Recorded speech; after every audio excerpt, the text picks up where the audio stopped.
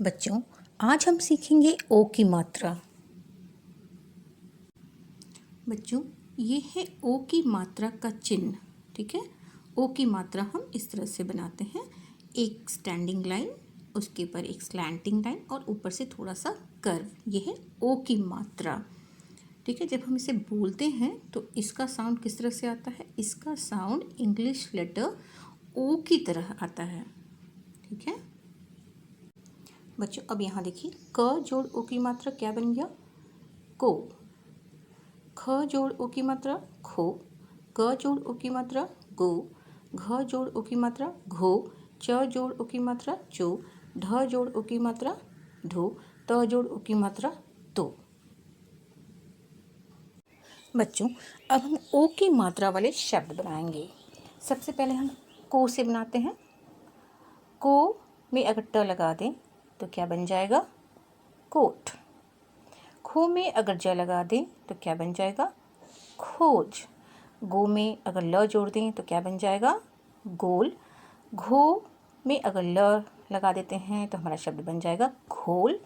चो में अगर र लगा देते हैं तो हमारा शब्द बन गया चोर। इसी तरह से जो क र क्या बना? जोकर। भोजन क्या बन गया? भोजन। बच्चों, अब हम इस पाठ को पढ़ते हैं।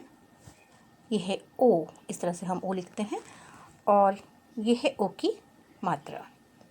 बच्चों, म जोड़ ओ की मात्रा क्या बना? मो। घ जोड़ ओ की मात्रा घो। त जोड़ ओ की मात्रा तो। बच्चों, यहाँ पे कुछ चित्र दिए गए हैं, उनके नीचे शब्द लिखे हुए हैं। इन शब्दों को पढ़ते हैं। पहला है ख र ग पे ओ की मात्रा श क्या बना? खरगोश।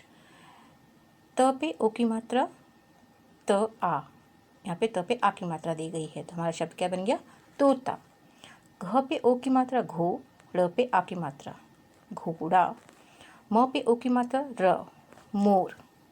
बच्चों, यहाँ पे कुछ और शब्द दिए गए हैं, आइए पढ़ते हैं।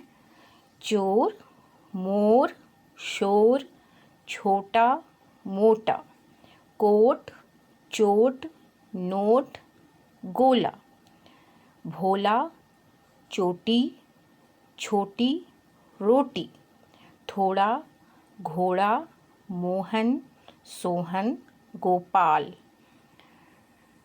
बोलना, खोलना, दोपहर, सोमवार, दालमोठ, कमजोर, अखरोट। बच्चों, अब हम इस कविता को पढ़ेंगे। मोहन का घोड़ा। नटखट था मोहन का घोड़ा, मोहन ने उसका कान मरोड़ा। बच्चों, मोहन का घोड़ा कैसा था? मोहन का घोड़ा नटखट था। नटखट कहते हैं शरारती को।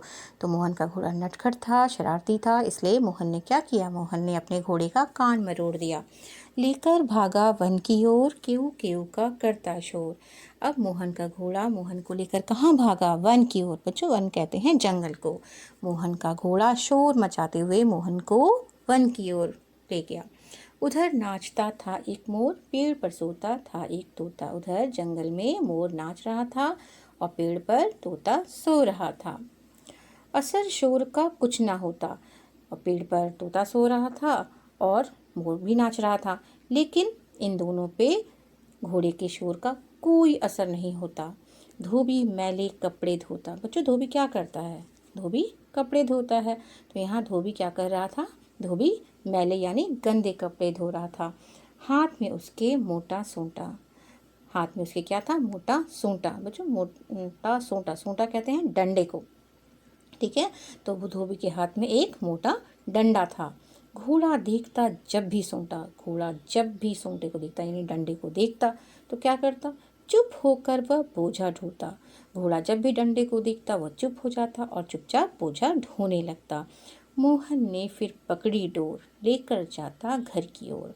अब मोहन क्या करता है? मोहन अपने घोड़े की डोर पकड़ता है और उसे अपने घर की ओर ले जाता है। ठीक है बच्चों, उम्मीद है आपको ये कविता समझ में आई होगी। तो बच्चों, इस कविता को कम से कम 2 बार पढ़ने का अभ्यास करेंगे।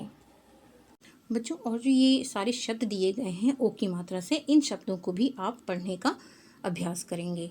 धन्यवाद।